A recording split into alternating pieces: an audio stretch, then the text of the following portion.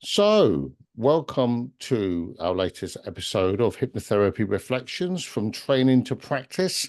Today we have the lovely Jodie with us, and she's been qualified for a little while now. So she qualified as a solution-focused hypnotherapist at our Alban School, which has just recently moved to Watford. So it's between the two.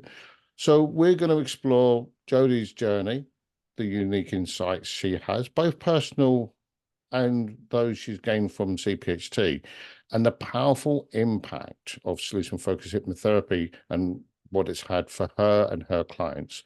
So get ready for an inspiring conversation highlighting that transformative power of hypnotherapy.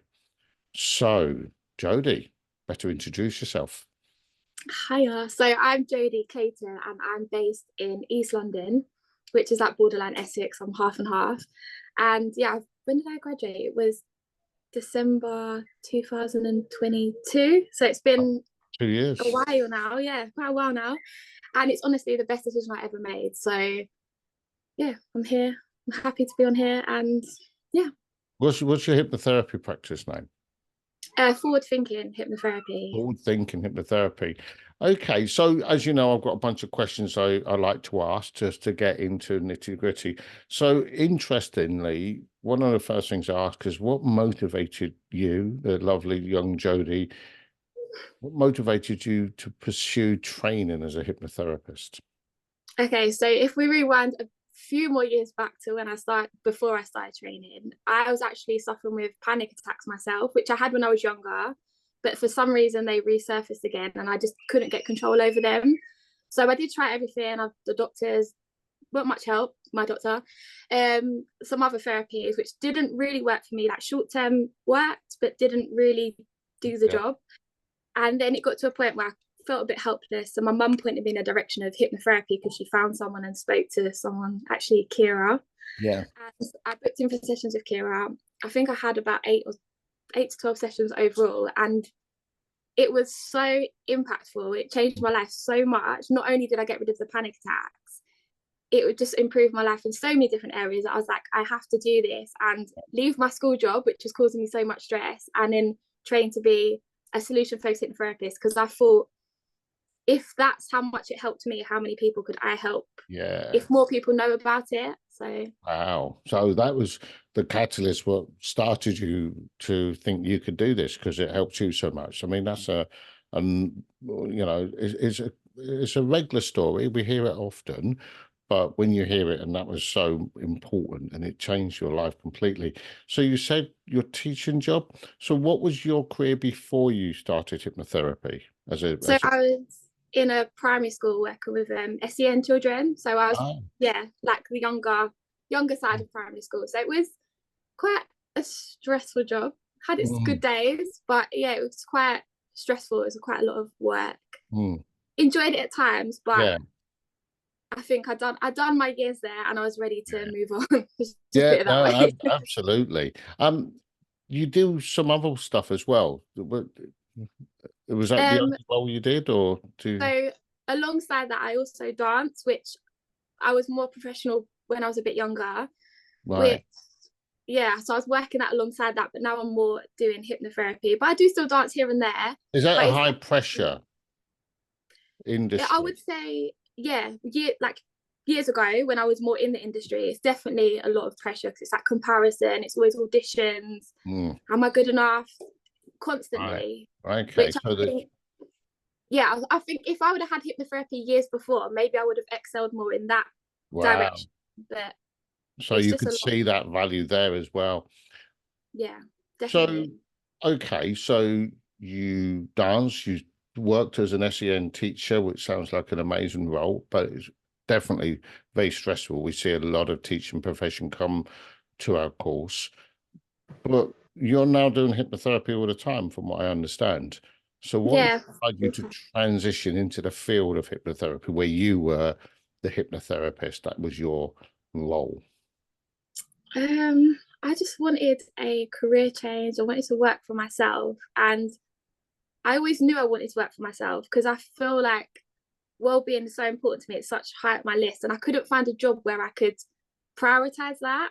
where I feel like now I've found a job, I can work for myself. I genuinely believe in what I'm doing. I'm so passionate about it. Yes. And I enjoy it. I never wake up. I never dread about going to work. It just feels like sounds a bit cliche, but like living the dream. Like I'm just doing what I want to do. Yeah, I yeah. work around my life. And Yeah. I think, yeah, probably the happiest I've ever been, which is So good. that's really good. And you did say earlier that you'd had lots of different therapies and support to help you through those challenging times you had. But Yeah. ultimately, you ended up training with CPHT, which is a solution focus. How did you find CPHT? What made you the decision, to choose the program? Because we're very solution focused, very Yeah. scientific based. So what made Yeah. you choose that over all the types of therapy out there and when you decided you want to help people? I think I just really liked the approach. Like when I worked with Kira, who obviously also trained with CPHT, and she's a supervisor, isn't she? Now, No, she's not a oh, supervisor. she's not. She's okay. Well, she's part of the gang. Yeah. I just love the approach so much because I was after every session, I feel like I was leaving with something and more information, and I just thought I just trusted her advice to go and train with where she trained because I wanted to be like her, basically. Yeah. Oh wow. And you are. So that's you're absolutely. How are you finding it in business? I'm really enjoying the whole process of building a business because I know a lot of people feel overwhelmed, and I Mm. know a lot of people that not a lot of people trained with, a few people that I trained with maybe are not doing it full time like I am because they struggled with building a business up. But I've I've done okay. Like I've been consistent. I've actually one of my good friends is a business coach, so he's kind of guided me in like Mm. how to do what to do. And I think it's really important to have someone to guide you because it's so easy to fall off. Like I Yes. haven't trained in marketing and business, so it's like getting that extra hand and that reminder of like you need to do this, that.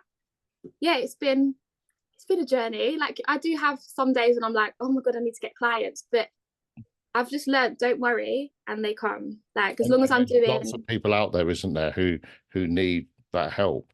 So how has training with CPHT shaped your approach to working with clients? Because before you trained, you was already working in the field of helping people and particularly SEN, but you're now trained at CPHT.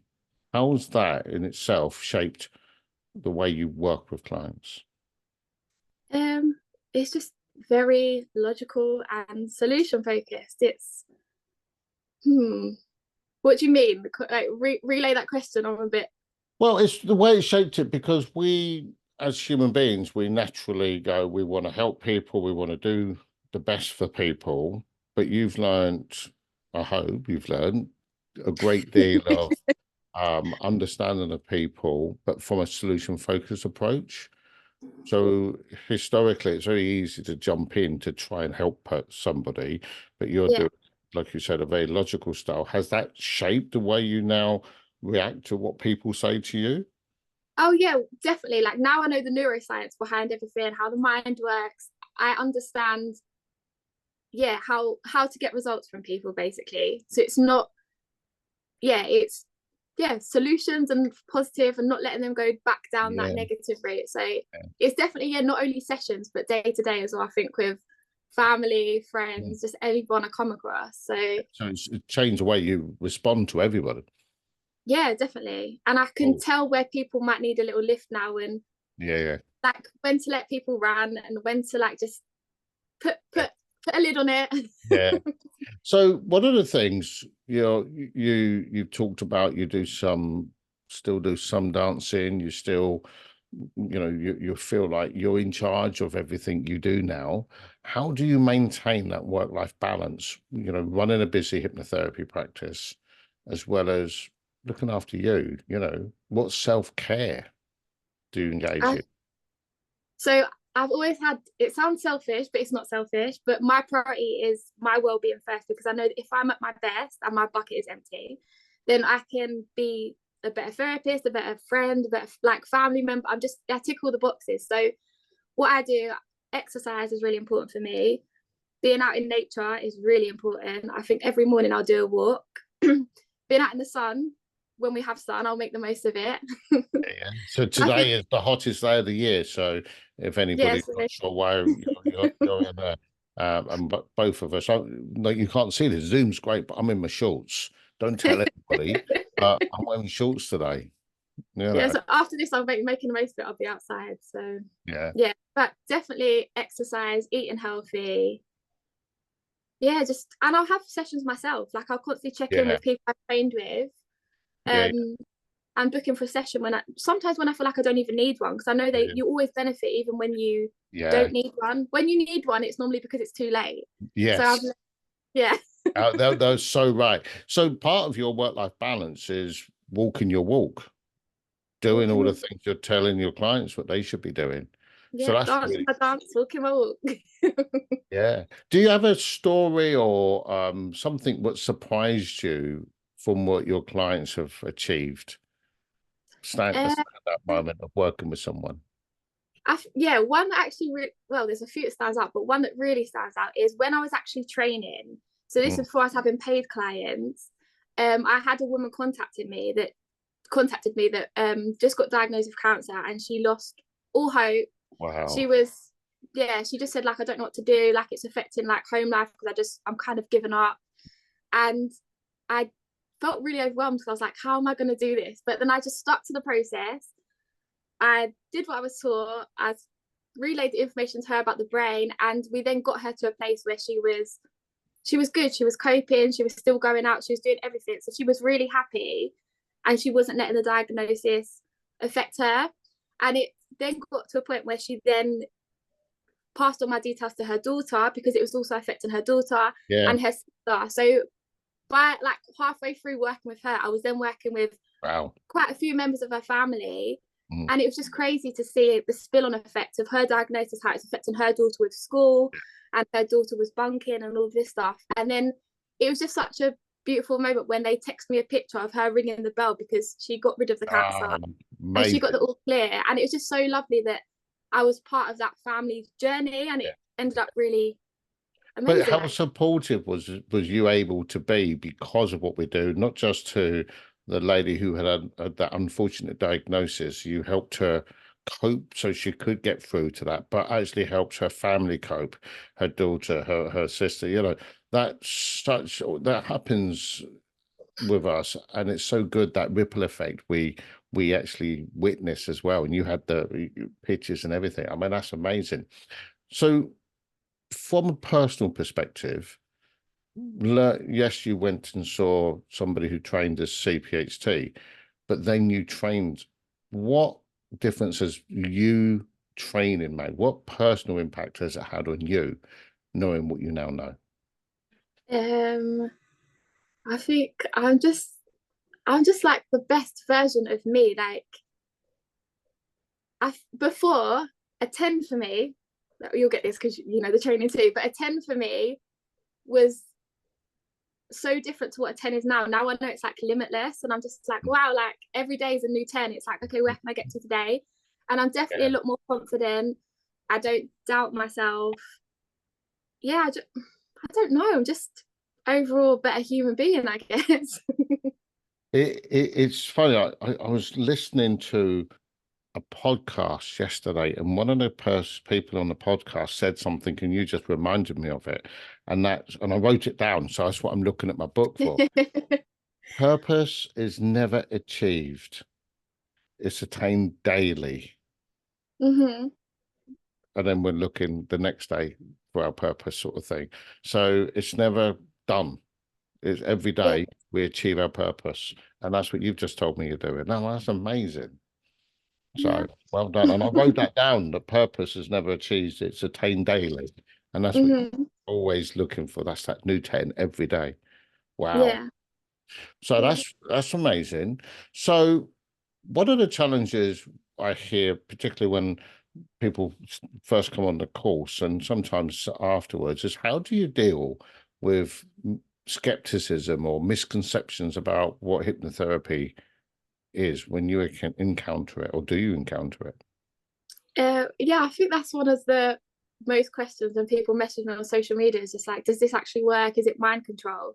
So to combat that, I have made quite a lot of videos reminding people like I don't have stopwatches, I'm not magic, I'm not gifted, I've just done the training and I know what I'm talking about when it comes to the brain. So yeah, I think it's just that reminder. I don't know, I think it's just getting the word out there more, of like letting people know it's not that thing you see in the movies. It's not like, I'm not a witch, it's not magic powers or anything. And yeah, I think the way to get out there is just keep telling people, keep talking to people. I've actually done some free sessions with bigger, I don't say bigger people, but people that can maybe spread the word faster than I can as well, just to get the word out there. Because I think the more people that do know about it, the better, because it's just a shame it's not on NHS yet.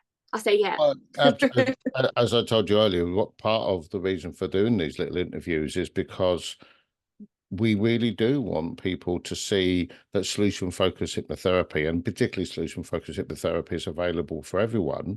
And one of the challenges I see is there's not enough diversity. So one of the things most people think when they think of having therapy is somebody who's in their 50s or 60s, and you know, the stereotypical opposite to what people think a therapist should look like. How do you cope with that skepticism? I just be myself. I always just have the mentality, your vibe attracts your tribe. So I might be right for one person. I might write that one down. Your all right. I'll let you have that one.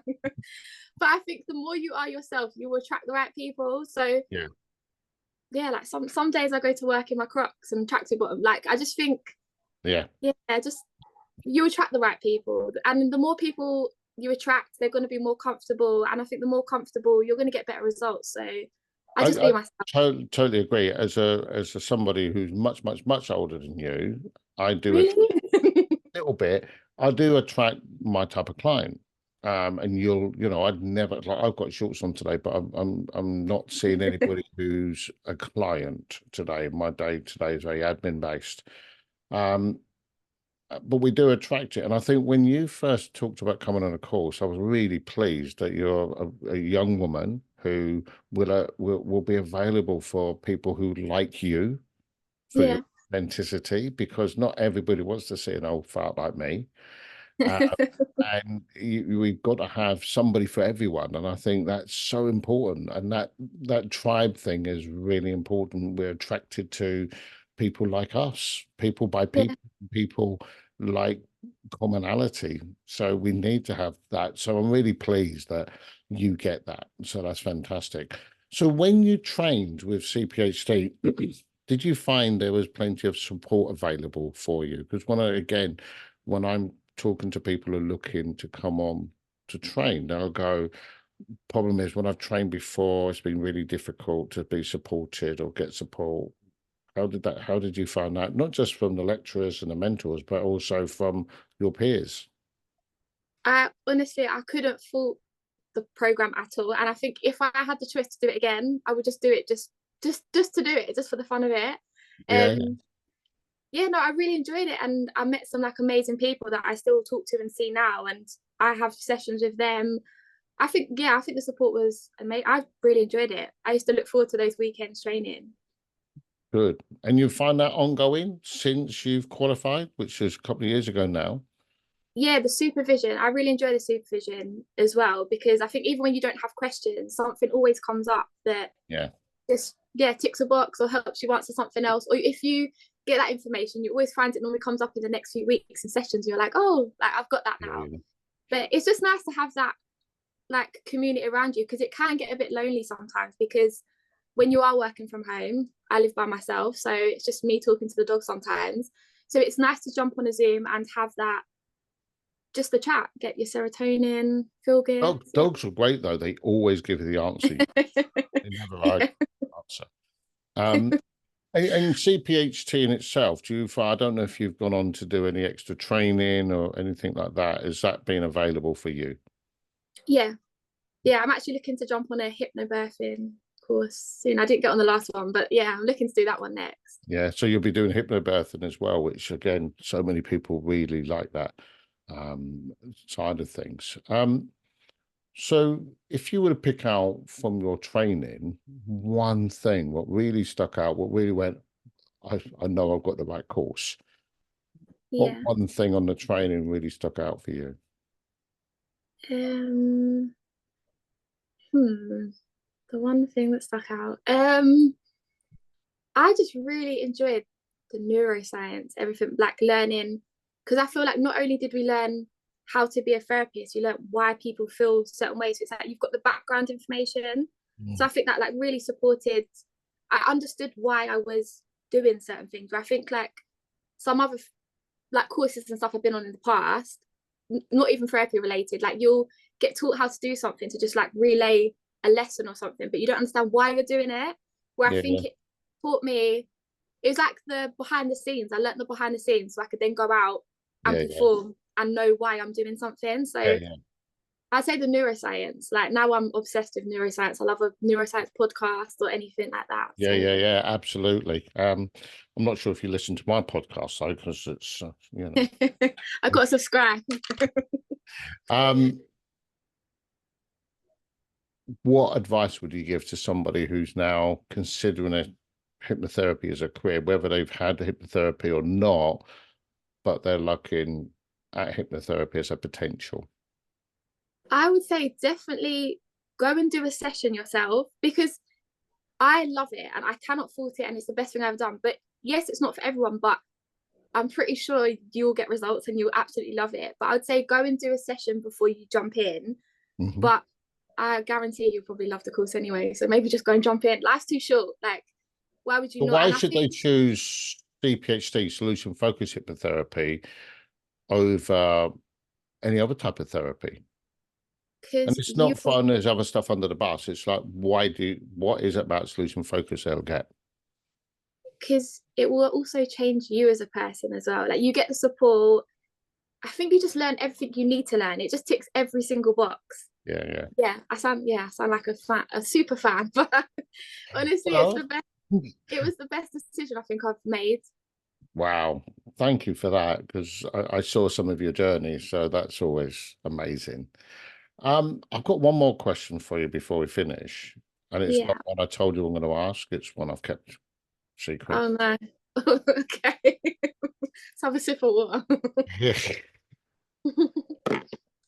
Although I've got a choice for three, I always end up asking this question because I think it's all for me. It really tells me a lot about you. So if you could have hypnotherapy sessions, you could deliver hypnotherapy sessions for any historical figure, who would it be and why? Who would you love to be given hypnotherapy to Ooh. and why? Ooh, that's a hard one. Um, I think maybe someone who was high up in power that maybe didn't make good decisions. Well, yeah, I think. Oh, that's a hard one, Gary. I Why did you do know. that to I me? know. Look at that. But um, anybody who's ever been famous, I mean, they could still be famous now. They don't have to be dead. I think possibly like someone who has a lot of I need an exact person. oh um um oh no. Okay, wait, the pressure's on. Let me just take a breath. Maybe like a politician leader or something. I don't want to Oh, say names. I'm not good with all of this stuff, you have but to give a name. okay. Um, so no other questions, Gary. I'm stunned. So I thought that was the easy question, but you can have a different Oh, question. If you okay, if you wrote a book about your experiences as a hypnotherapist, what would the title be and why? it would be um ready to live my best life. Why? Because this is Because your book of you being a hypnotherapist. Yeah. Yeah. So, Yeah. Yeah, it's just ready to live my best life. For anyone who wants to read, if you're ready, it's also me. I'm ready to live my best life. I'm living it. It's just, yeah, I think, I don't know, it's just changed so much. So this book would be showing other people how they can just be their best. yeah, and stop giving, I can't swear, can I? The F word. Yeah, stop giving an F Yeah, about what? about other people, just irrelevant things that just have no, yeah. Wow. So that we got there in the end. So No more questions. no more questions, please, sir. One more question. How Okay. can people find you, get hold of you? Okay, so Give I'm me on, that last question. I think I know the answer to this one. So social media, I'm on Instagram, quite active on there at the moment. Forward thinking .sfh, Solution-Focused Hypnotherapy. On Instagram, you can get hold of me. I've got a website, Forward Thinking Hypnotherapy. You can find me there. Yep, I'm Yeah, okay. pretty much, yeah.